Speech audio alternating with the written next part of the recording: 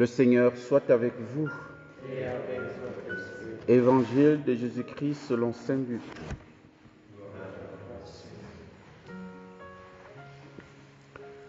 En ce temps-là, Jésus dit à ses disciples cette parabole. Vous voyez le figuier et tous les autres arbres. Regardez-les dès qu'ils bourgeonnent. Vous savez que l'été est tout proche. De même, vous aussi, lorsque vous verrez arriver cela, sachez que le royaume de Dieu est tout proche. Amen, je vous le dis, cette génération ne passera pas sans que tout cela n'arrive.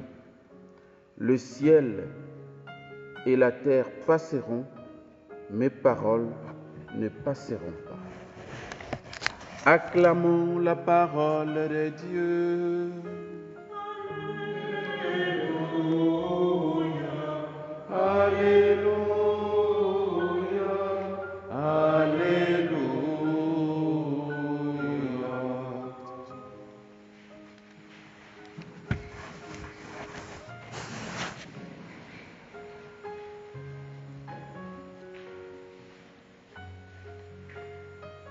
Le ciel et la terre passeront, mes paroles ne passeront pas.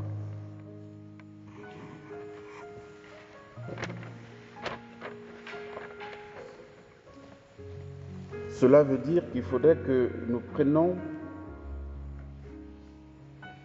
au sérieux les paroles du Christ, les paroles de Dieu,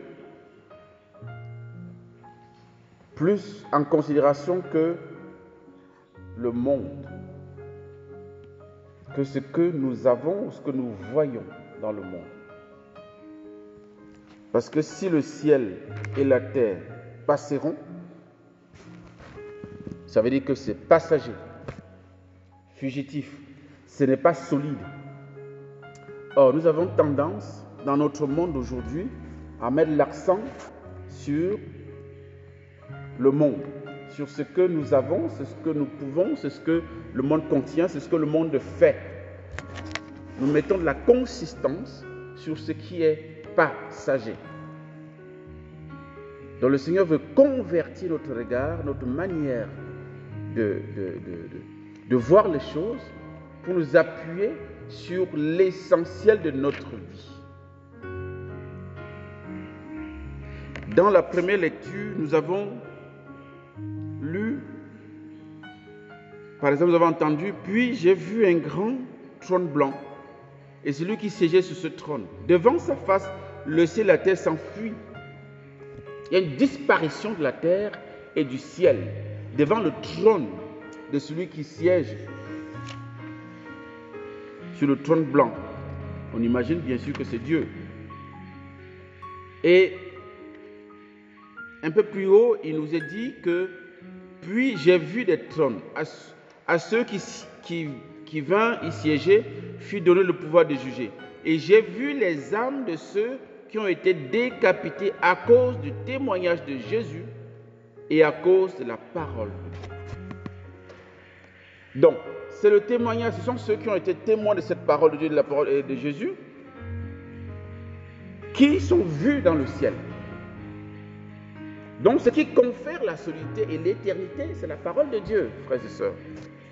Ce n'est pas le bien de la terre, ce n'est pas nos maisons, ce n'est pas nos voitures, ce n'est pas nos diplômes, je ne sais plus quoi encore. C'est la parole de Dieu.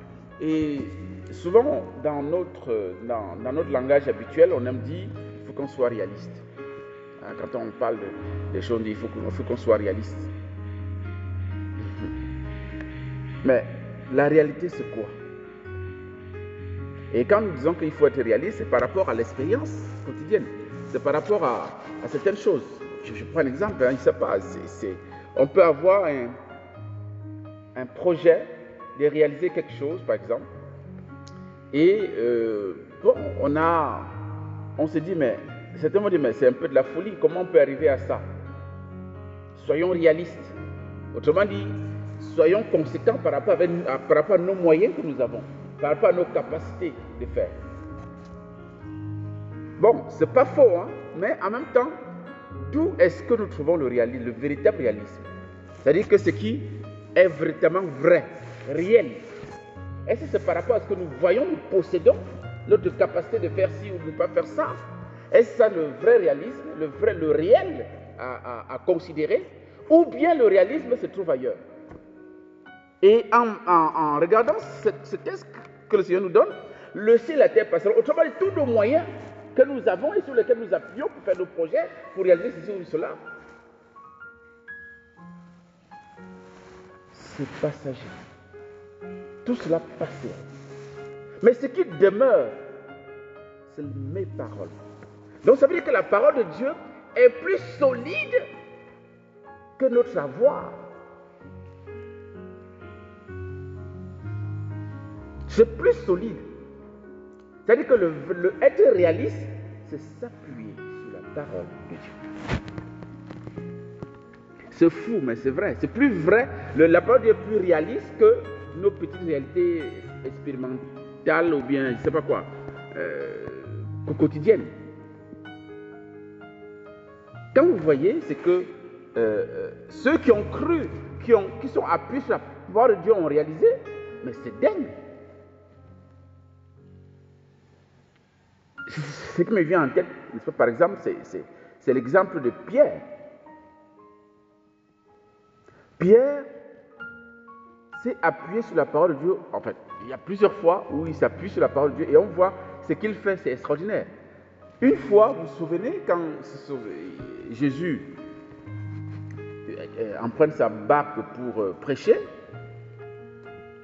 à un moment donné, à la fin de sa prédication, il demande à Pierre d'avancer au large et de jeter les filets.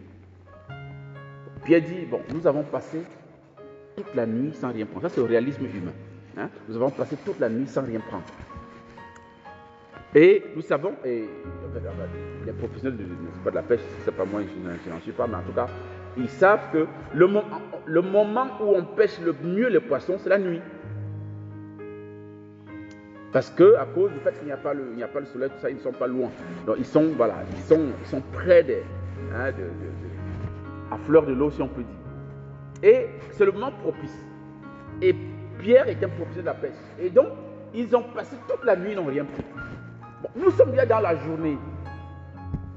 Bon, tu nous dis de jeter les filets. Donc, sur le plan réaliste humain, c'est pas le bon moment. Je suis désolé. Et puis, Jésus va me préciser de jeter les filets à droite. C'est ça, hein, c'est pas à gauche ou à droite, en fait, je crois que c'est à droite. Donc, deuxième cas d'entorse, parce que d'abord, le jour, c'est pas le bon moment pour pêcher. Deuxième, lorsqu'il dit il faut jeter les filets à droite, ça veut dire que c'est la main gauche qui doit donner l'élan. N'est-ce pas, pour que les filets s'étendent bien. Or, c'est l'inverse qu'il faut faire. C'est la main droite qui doit vraiment permettre que les filets prennent bien le terrain. Donc, il y a sur le plan du réalisme humain, il y a deux problèmes qui se posent par rapport à ça. Mais Pierre va dire, mais bon, sur ta parole, je vais jeter les filets. Vous voyez? Sur ta parole. Ce n'est pas sur mes connaissances, sur mon professionnalisme, sur mes compétences. Non. Maintenant, voilà, je vais m'appuyer sur ta parole. Le réalisme de ta parole.